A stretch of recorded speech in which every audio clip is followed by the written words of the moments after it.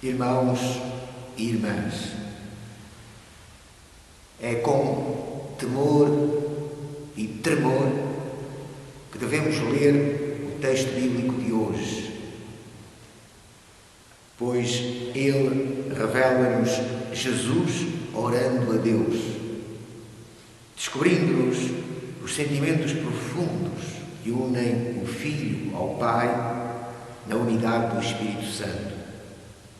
E também o desígnio eterno que levou o Pai a enviar ao mundo o seu Filho amado.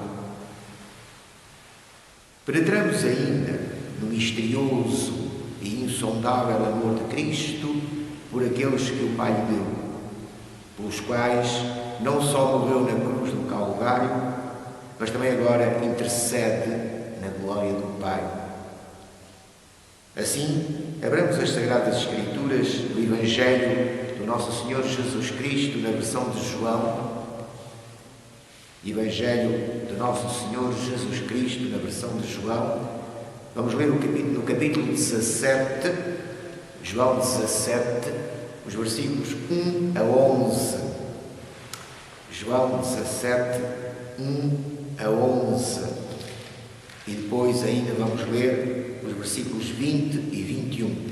Portanto, João 17, 1 a 11.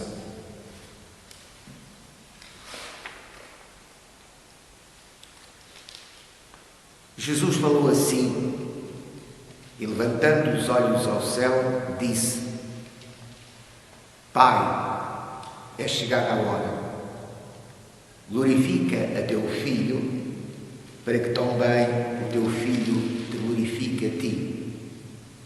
Assim como lhe deste poder sobre toda a carne, para que dê a vida eterna a todos quantos lhe deste. E a vida eterna é esta: que te conheçam a ti só, por único Deus verdadeiro, e a Jesus Cristo, a quem enviaste. Eu glorifiquei-te na terra, tendo consumado a obra que me deste a fazer. E agora, glorifica-me tu, ó Pai, junto de ti mesmo, com aquela glória que tinha contigo antes que o mundo existisse. Manifestei o teu nome aos homens que no mundo me deste. Eram teus, e tu nos deste e guardaram a tua palavra. Agora já têm conhecido que tudo quanto me deste provém de ti, porque lhes dei as palavras que me deste e eles as receberam, e têm verdadeiramente conhecido que saí de ti e creram que me enviaste. Eu rogo por eles, não rogo pelo mundo, mas por aqueles que me deste, porque são teus. E todas as minhas coisas são tuas, e as tuas coisas são minhas, e nisso sou glorificado. Eu já não estou mais no mundo, mas eles estão no mundo. Eu vou para ti. Pai Santo, guarda em teu nome aqueles que me deste, para que sejam um, assim como nós. E no versículo 20, eu não rogo somente por estes, mas também por aqueles que, pela sua palavra, hão de crer em mim, para que todos sejam um, como tu, ó Pai, tu és em mim, eu em ti, que também eles sejam um em nós, para que o mundo creia que tu me enviaste. Oremos. Ó Pai Santo, é de joelhos que nos prostramos diante de ti, para poder ler a tua palavra neste momento.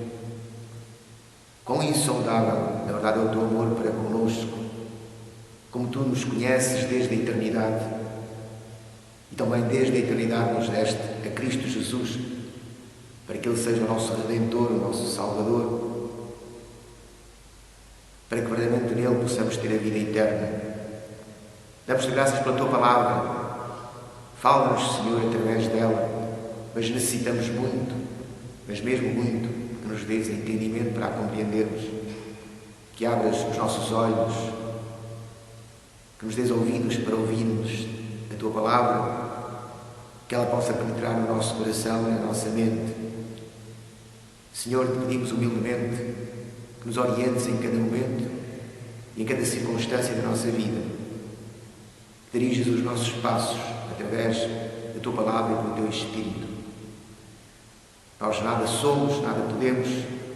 Tu é que nos dás a existência, Tu é que nos dás tudo aquilo que nós possuímos, as forças, a saúde, a capacidade intelectual, enfim, tudo vem de Ti. Nós somos pó, mas Tu nos criaste a Tua imagem e semelhança, e apesar da corrupção da nossa carne devido ao pecado, Tu nos regeneras, nos restauras em Cristo Jesus. E agora, que lemos esta oração do Teu Filho, pedimos-Te humildemente que nos dês a sabedoria necessária para compreendermos o incompreensível amor de Cristo para connosco e também o Teu amor para connosco em Cristo Jesus. Fala-nos, pois, através da Tua Palavra, do Teu Espírito, em nome do Senhor Jesus Cristo te pedimos. Amém. Jesus falou assim, e levantando os olhos ao céu, em direção ao Pai, disse: Pai, é chegada a hora. Chegou o momento crucial do ministério de Jesus. Ele veio ao mundo, precisamente, para esta hora. Chegou a hora do sacrifício supremo. Chegou a hora da demonstração do amor supremo revelado na cruz do Calvário, em Cristo Jesus. O amor do Pai e o amor do Filho para com aqueles que são seus, para com o seu povo. E apesar de ter vindo ao mundo precisamente para esta hora, não deixa de ser uma hora tremendamente crucial, tremendamente difícil e angustiante para Jesus como homem. Pai, é chegada a hora, glorifica a Teu Filho, para que também o Teu Filho te glorifique a Ti. Tanto a glória de Jesus como a glória do Pai passam pela cruz do Calvário, pela paixão e morte na cruz do Calvário. É consoante a obra que Deus lhe deu para realizar neste mundo que Jesus glorifica o Pai. Não esqueçamos que nós só podemos glorificar a Deus quando obedecemos a Deus. Muitos querem servir a Deus, louvar a Deus segundo o seu entendimento, segundo aquilo que pensam ser agradável a Deus.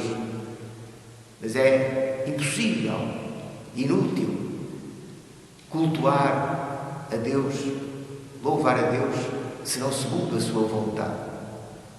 E só podemos glorificar a Deus quando na nossa vida, no nosso dia-a-dia, no nosso louvor e adoração, nós obedecemos à vontade do Pai, obedecemos à vontade de Deus. Por isso, a glória do Filho passa pela suprema obediência ao Pai, e essa suprema obediência ao Pai é visível, é sobretudo visível na crucificação, na sua morte na cruz. E é também através dessa morte e, portanto, suprema obediência ao Pai até à morte e morte de cruz, é através dessa morte na cruz do Calvário que o Filho glorifica o Pai, para que também o Teu Filho te glorifique a Ti, assim como lhe deste poder sobre toda a carne. A glória de Cristo está, portanto, como já dissemos, na consumação da obra que o Pai lhe deu para realizar neste mundo. E essa obra é a salvação daqueles que são de Deus.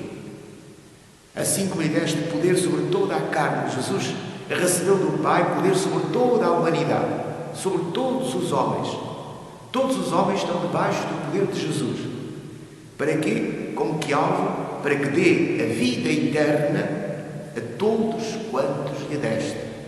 Portanto, desta humanidade, destes homens e mulheres, há um punhado que são de Deus, há um punhado que é de Deus, há um punhado de homens e mulheres que são de Deus e a quem Deus entregou ao Filho para que Ele seja o Redentor e o Salvador desta multidão toda pecaminosa, pois a corrupção em geral, a corrupção e a depravação total da natureza humana faz com que todos os homens sejam pecadores desde o seu nascimento, desde a sua gestação. Em pecado concebeu minha mãe, diz David.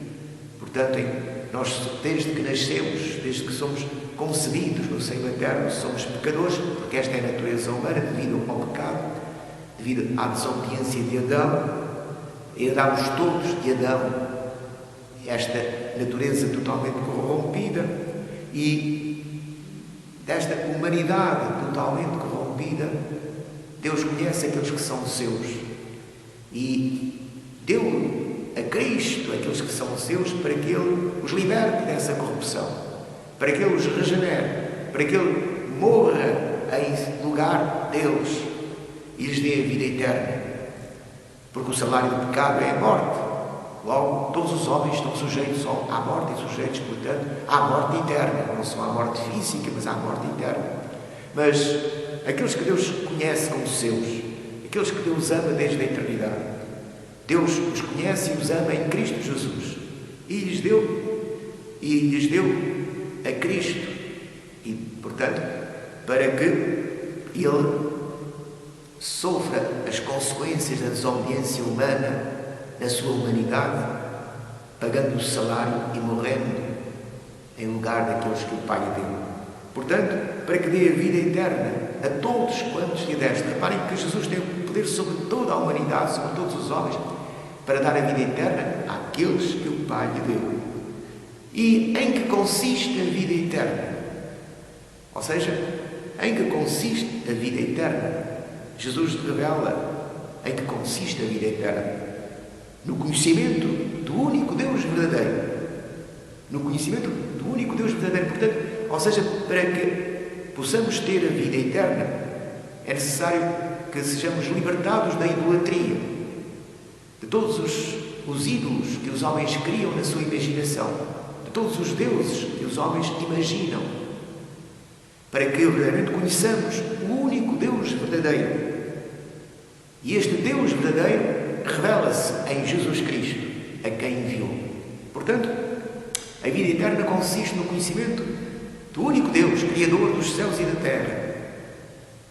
O Deus que se revela e que se manifesta plenamente na pessoa do seu Filho que enviou ao mundo, o Cristo eterno.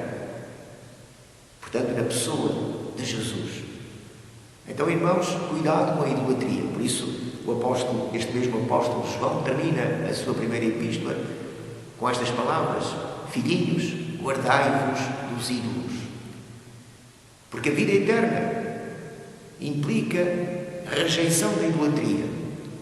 Não criarmos deuses segundo os nossos critérios, segundo a nossa imaginação, segundo aquilo que pensamos que deve ser Deus.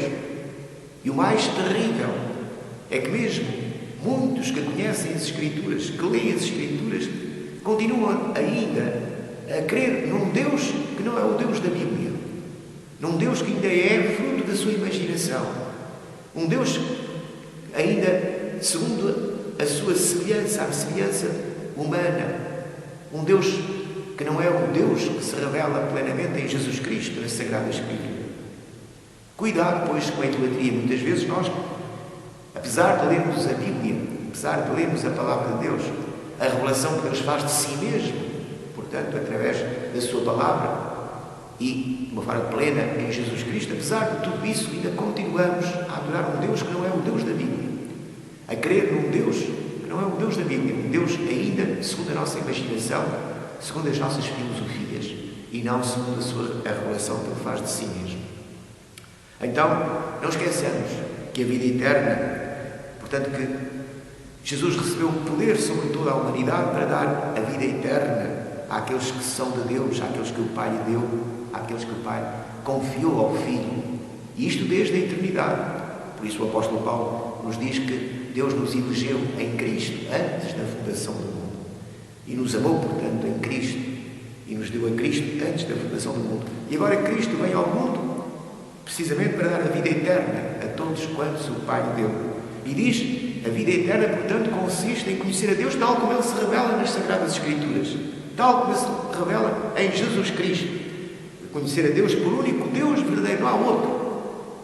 Todos os deuses do mundo são apenas fruto da imaginação dos homens. Não existem, senão na imaginação humana. Mas há um Deus que existe. Há um Deus, Criador dos céus e da terra. Um Deus todo-poderoso. E esse Deus se revela em Jesus Cristo.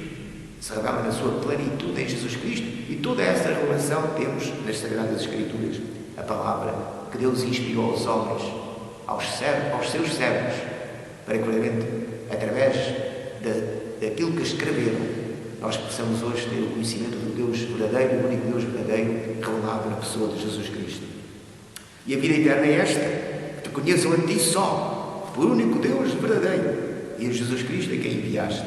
E depois Jesus continua, eu glorifiquei-te na terra, tendo consumado a obra que me deste a fazer. Vejam, Deus só é glorificado quando nós obedecemos perfeitamente à vontade dele. Jesus glorificou o Pai na terra porque consumou a obra que o Pai lhe deu para fazer, para realizar, de uma forma perfeita. Deus obedeceu perfeitamente ao Pai em todos os momentos da sua peregrinação terrena. E esta obediência é consumada de uma forma suprema na sua morte na cruz do Calvário. Cristo obedeceu ao Pai, foi obediente ao Pai até à morte e morte de cruz. Eu glorifiquei-te na terra, tendo consumado a obra que me deste a fazer. E agora, glorifica-me tu ao Pai junto de ti mesmo. Reparem que Jesus vai ressuscitar e vai subir aos céus e vai de novo estar com o Pai. Vai de novo usufruir a glória que desfrutava com o Pai, como ele diz, com aquela glória que tinha contigo antes que o mundo existisse. O Pai e o Filho, na unidade do Espírito Santo, são, portanto, o Deus vivo. Estas três pessoas são o Deus único, o Deus verdadeiro. Só nele há vida. Ele é eu sou, o eterno eu sou o que sou, a fonte da existência, a fonte da vida. Não há vida fora de Deus. Portanto, Deus é o autor da vida, aquele que deu a existência a tudo quanto existe. E é aquele agora que nos dá a vida eterna em Cristo Jesus. Reparem que todos nós fomos criados, todas as coisas foram criadas em Cristo. E com a desobediência humana, tudo caiu de Cristo. Portanto, a total depravação do homem é fruto desta queda. O homem caiu de Cristo. Só em Cristo há comunhão com Deus. Só em Cristo há vida. Porque Cristo é vida. É o próprio Deus, fonte da vida.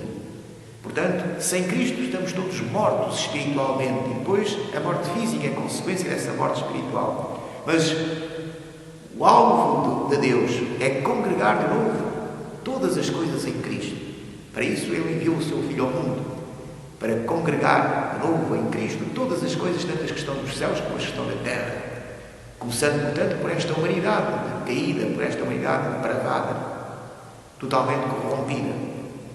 E desta humanidade totalmente corrompida, Deus conhece aqueles que são seus e que deu a Cristo desde a eternidade. E, portanto, agora, a glória de Cristo passa, precisamente, porque nesta realidade, nele serem de novo congregadas todas as coisas que caíram devido à desobediência humana, ao pecado. Agora glorifica-me tu junto de ti mesmo. Então agora Jesus vai, depois de morrer na cruz do Calvário, depois de consumar a obra que o Pai lhe deu para realizar, vai subir aos céus, vai ser glorificado, vai usufruir de novo a glória que tinha com o Pai antes que o mundo existisse. E agora Jesus tem estas palavras: manifestei ou revelei o teu nome aos homens que do mundo me deste. Reparem que Jesus, durante toda a sua peregrinação terrena, pregou o Evangelho, fez sinais e maravilhas em várias cidades e aldeias da Judeia e da Galileia. E portanto, pregou o Evangelho a toda a criatura também. Pregou o Evangelho também a toda a criatura. Mas o nome de Deus só foi manifestado àqueles que verdadeiramente o Pai deu a Cristo. O que é que significa isto? Significa que só guardam a palavra de Deus, só compreendem a palavra de Deus aqueles que são de Deus. Por isso, Jesus Cristo dirá: quem é de Deus, escuta as palavras de Deus. Por isso vós não os escutais, porque não sois de Deus. Depois dirá: vós tendes por pai o diabo. Portanto, aqueles que são de Deus, qual é o sinal distintivo? Qual é o sinal distintivo daqueles que são de Deus? Guardam a palavra de Deus. Ou seja, aderem ao Evangelho, aceitam o Evangelho, reconhecem os seus pecados, têm, portanto, a noção clara da sua situação de miseráveis pecadores, arrependem-se dos seus pecados e creem em Jesus Cristo. Esta é a obra do Espírito Santo que opera naqueles que são de Deus. Portanto, por isso ninguém pode vir a mim se o Pai não me trouxer, disse o Senhor Jesus. Só o Pai conhece aqueles que são seus e que, no devido tempo, envia, traz até Cristo por meio do Evangelho, no poder do Espírito Santo. Então Jesus diz: manifestei o teu nome aos homens que do mundo me deste. Eram teus. Reparem, Deus conhece aqueles que são seus. Portanto, há homens e mulheres que são de Deus. E tu os deste e guardaram a tua palavra. O sinal distintivo, repito, daqueles que são de Deus é guardar a palavra de Deus, no sentido de crer e obedecer à palavra de Deus. Procurar depois, ou seja, receberem uma vida nova. Por isso o Senhor Jesus disse a Nicodemos: quem não nascer de novo não pode entrar ao ver o reino dos céus, não pode entrar no reino dos céus. O que é nascido da carne, é pecado, é pecaminoso. Mas o que é nascido do Espírito é Espírito. Portanto, é necessário nascermos de cima, nascermos de Deus. Nascermos da água e do Espírito. Sermos uma nova criação em Cristo. Tudo isto é obra de Deus.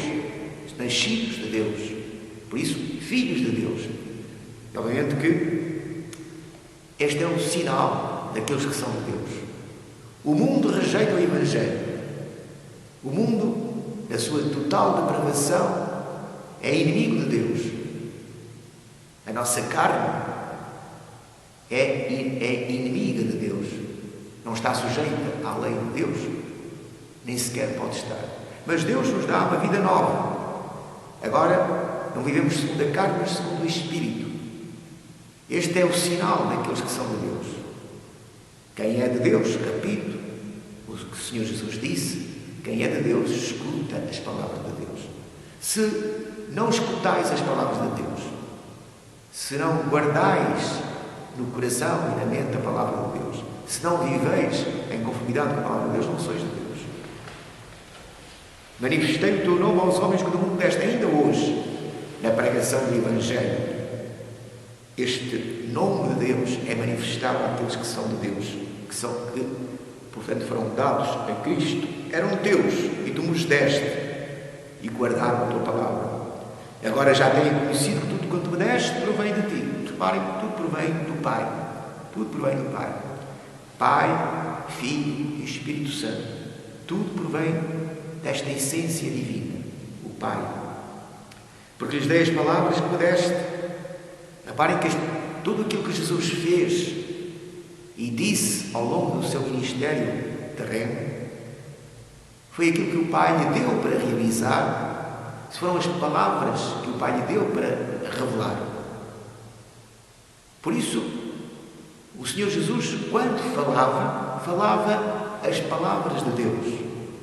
E essas palavras de Deus tinham um propósito: atrair a Cristo aqueles que são de Deus, convencer aqueles que são de Deus, convencê-los do pecado, da justiça e do juízo, pelo poder do Espírito, e assim fazer deles uma nova criação em Cristo.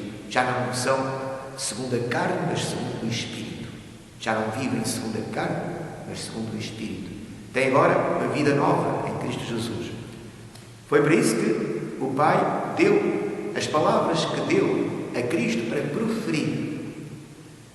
E Cristo não disse coisa alguma que o Pai lhe não tenha ordenado para dizer. Por isso, quando lhe perguntaram, por exemplo, quando seria o fim do mundo e quando seria o dia da sua vinda, ele disse que não sabia. Não sabia, claro que como Deus certamente sabia, mas não tinha autoridade da parte do Pai. O Pai não lhe tinha dado as palavras que ele, para ele proferir a data da vinda, da sua segunda vinda. Portanto, ele só se limitou a realizar as obras que o Pai lhe deu para realizar, todos os milagres e maravilhas que o Pai lhe deu para realizar. E as palavras que proferiu ao longo de todo o seu ministério foram as palavras que o Pai lhe deu. E todas estas palavras, repito, tinham um desígnio: a salvação, a vida eterna, para aqueles que ouviam e criam e se tornavam discípulos, se tornavam, portanto, seguidores do Mestre. Então, manifestei, reparem, Jesus diz: dei-lhes a palavra que me deste, porque lhes dei as palavras que me deste, e eles as receberam, e têm verdadeiramente conhecido que saí de ti, e creram que me enviaste. Este, repito, é o sinal distintivo. Se queres saber se sois ou não sois de Deus, se sois ou não sois de Deus, se pertenceis ou não pertenceis a Cristo, o sinal é guardar a palavra de Deus, obedecer à palavra de Deus, ter uma visão diferente, uma vida nova, uma mente renovada, um coração novo. E Jesus diz, reparem, eu rogo por eles. Jesus roga por aqueles que o Pai lhe deu, não roga pelo mundo. Há hoje uma noção errada de um tipo de salvação universal. Parece que Cristo veio morrer por todos, para salvar a todos, mas não é isso que encontramos nas Sagradas Escrituras. Cristo é o Salvador de todos, sem dúvida nenhuma, porque fora de Cristo não há salvação para nenhum homem. É o Salvador do mundo, porque o mundo não tem salvação senão em Cristo. Mas o alvo da vinda de Cristo ao mundo, o alvo da sua morte na cruz do Calvário, é salvar, é redimir aqueles que o Pai lhe deu. Aqueles que no devido tempo são atraídos pelo Evangelho à fé em Cristo Jesus. Aqueles que o Pai, portanto, deu a Cristo e no devido tempo, portanto, os torna participantes da vida de Cristo. Foi esse o alvo da vinda de Cristo ao mundo. Sem dúvida que Ele veio para salvar todos os homens, de todas as nações, tribos e línguas. Mas essa humanidade, nós encontramos aqueles que são de Deus e aqueles que não são de Deus. E Cristo veio ao mundo para salvar não a todos indiscriminadamente, mas àqueles que o Pai lhe deu. E morreu na cruz de Calvário para salvar a todos, homens e mulheres, de todas as nações, tribos e línguas que o Pai lhe deu. E por isso também ele diz que não rogo por eles, não rogo pelo mundo, mas por aqueles que me deste, porque são Deus. Reparem que a intercessão de Cristo é bem clara. Ele está agora nos céus, neste momento, está nos céus, intercedendo por aqueles que o Pai lhe deu. Claro que não podemos separar a intercessão de Cristo da sua morte expiatória. Certamente que se Cristo tivesse morrido por todos os homens sem exceção, agora tinha de interceder por todos os homens sem exceção. No momento em que Cristo intercede apenas, roga apenas ao Pai por aqueles que o Pai lhe deu, não pelo mundo, não pela humanidade, mas por aqueles que o Pai lhe deu, então é óbvio que se intercede apenas por aqueles que o Pai lhe deu, também vai morrer apenas por aqueles que o Pai lhe deu. Não faz qualquer sentido morrer por todos, uma salvação universal, e depois interceder apenas por aqueles que o Pai lhe deu. Se ele intercede, não roga pelo mundo, mas roga por aqueles que o Pai lhe deu, então é por esses que ele vai morrer na cruz do Calvário, que ele morreu na cruz do Calvário. E reparem a unidade que existe entre o Pai e o Filho. E todas as minhas coisas são tuas e as tuas coisas são minhas. Vejam a unidade profunda, a comunhão profunda que há entre o Pai e o Filho. Tudo aquilo que pertence ao Filho pertence ao Pai. E tudo aquilo que pertence ao Pai pertence ao Filho. E é nessa comunhão profunda, nessa unidade profunda, que Cristo é glorificado. E esta era a glória que o Filho tinha com o Pai ainda antes da fundação do mundo, desde a eternidade. A existência de Deus é eterna. E nesta existência de Deus nós temos o Pai, o Filho e o Espírito Santo. Portanto, há uma unidade profunda, uma comunhão profunda nesta divindade, nesta essência divina. E, portanto, tudo aquilo que é do Pai é do Filho. E tudo aquilo que é do Filho é do Pai. E é nesta comunhão profunda, nesta unidade profunda, que Cristo é glorificado. Portanto, todas as minhas coisas são tuas e as tuas coisas são minhas, e nisso sou glorificado. Agora Jesus vai subir aos céus, vai deixar esta peregrinação terrena. Então, intercede por aqueles que são seus, por aqueles que o Pai lhe deu. E eu já não estou mais no mundo, mas eles estão no mundo. Agora, aqueles que o Pai lhe deu vão continuar neste mundo, vão ser perseguidos, vão ser ostracizados, vão ser ridicularizados, vão ser perseguidos, vão ser presos, vão ser mortos, vão passar por tribulações e aflições de vária ordem. Então é necessária a intercessão do Senhor. É necessário que o Senhor interceda para que o Pai dê força, ânimo, poder àqueles que são seus, àqueles que são de Cristo, para que eles permaneçam firmes, porque já não vão estar com Cristo, já não vão ter a companhia física de Cristo, mas Cristo vai enviar o seu Espírito para habitar naqueles que são seus.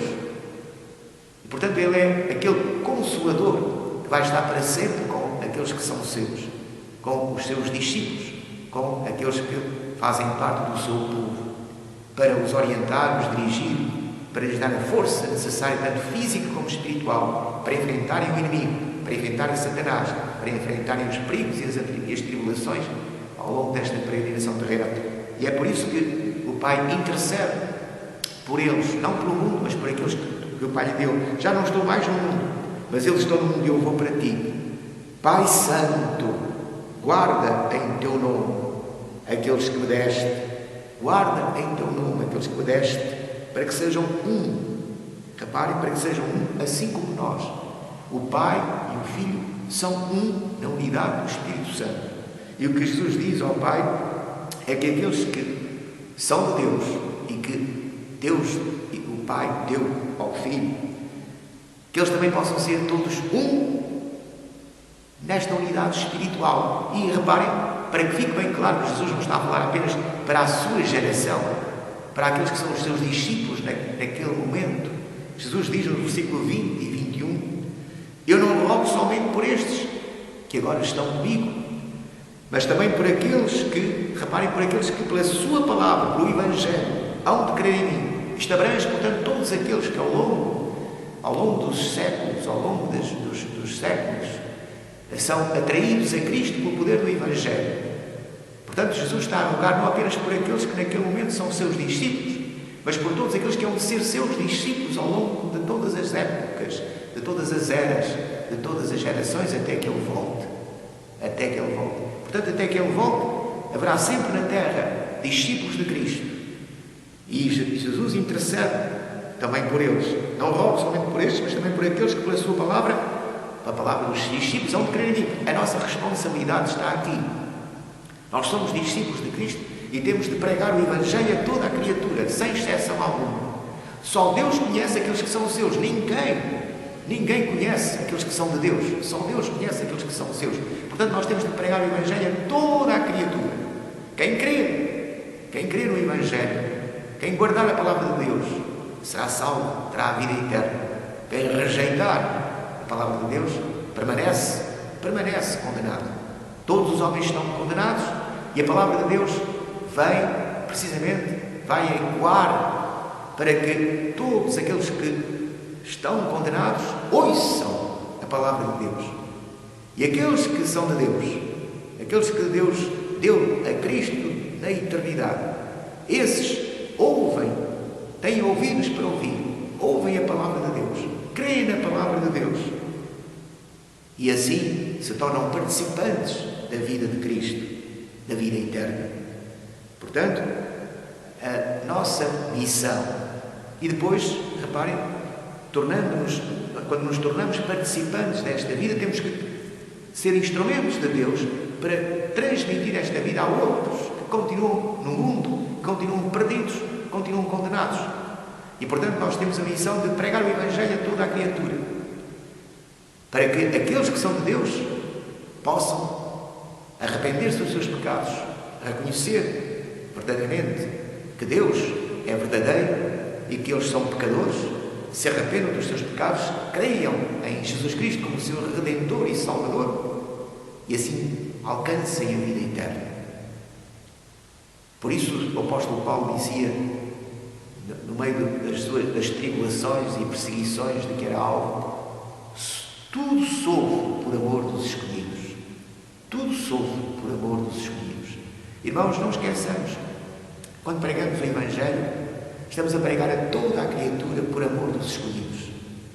Sabemos que muitos e muitos vão rejeitar o Evangelho. Muitos e muitos vão repudiar a mensagem de Cristo. Muitos e muitos até nos vão ostracizar, ridicularizar e talvez perseguir e prender.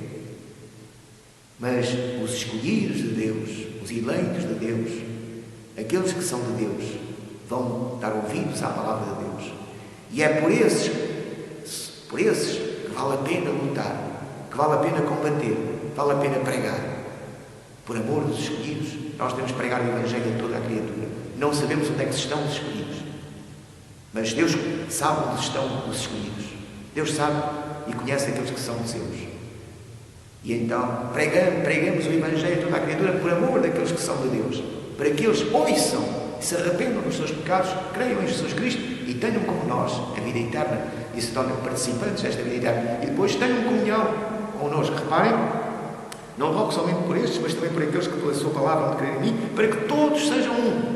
Esta unidade cristã não se circunscreve a uma geração, ou seja, mesmo que todos os cristãos hoje, os verdadeiros cristãos, estivessem unidos, essa unidade que Cristo requer e que Cristo pede ao Pai, não era perfeita. A unidade que Cristo pede ao Pai é uma unidade que abrange todas as gerações. Ou seja, para que todos sejam um, não só como tu, ó Pai, o és em mim, eu em ti, que também eles sejam um em nós. Ou seja, esta unidade é uma unidade espiritual. E, portanto, esta unidade não é apenas referente a uma determinada geração, mas a todas as gerações.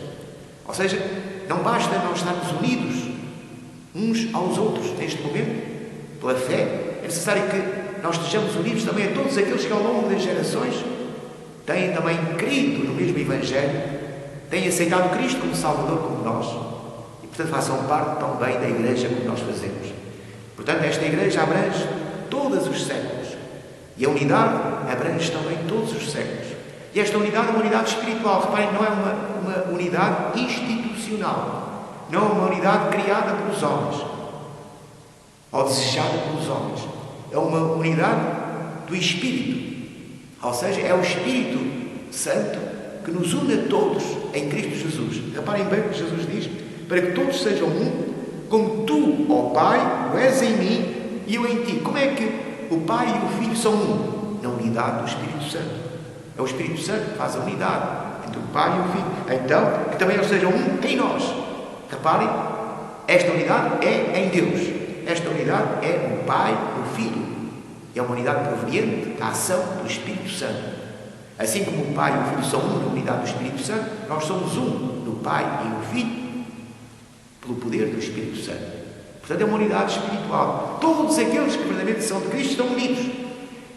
E esta unidade deve ser visível, embora nem sempre o seja, infelizmente, porque ainda estamos num corpo sujeito ao pecado, ainda há muita coisa, enfim, em nós, ainda proveniente desta vivência no corpo pecaminoso, mas deve ser visível. Para quê? Para que o mundo creia que tu me enviaste. Talvez, precisamente porque muitas vezes damos lugar à carne, não vivemos segundo o Espírito, mas segundo a carne, não há esta unidade na Igreja que devia haver. Mas reparem, não estou a falar na Igreja propriamente como instituição, mas naqueles que verdadeiramente estão unidos ao Pai e ao Filho, unidos pelo Espírito Santo. Esses que estão unidos ao Pai e ao Filho, que estão no Pai e no Filho, estão sem dúvida alguma unidos entre si. E quando verdadeiramente somos guiados pelo Espírito e verdadeiramente orientados e dirigidos por Deus, então essa unidade torna-se visível. Oremos, pois, para que verdadeiramente cada vez seja mais visível no mundo esta unidade de todos aqueles que verdadeiramente são de Cristo.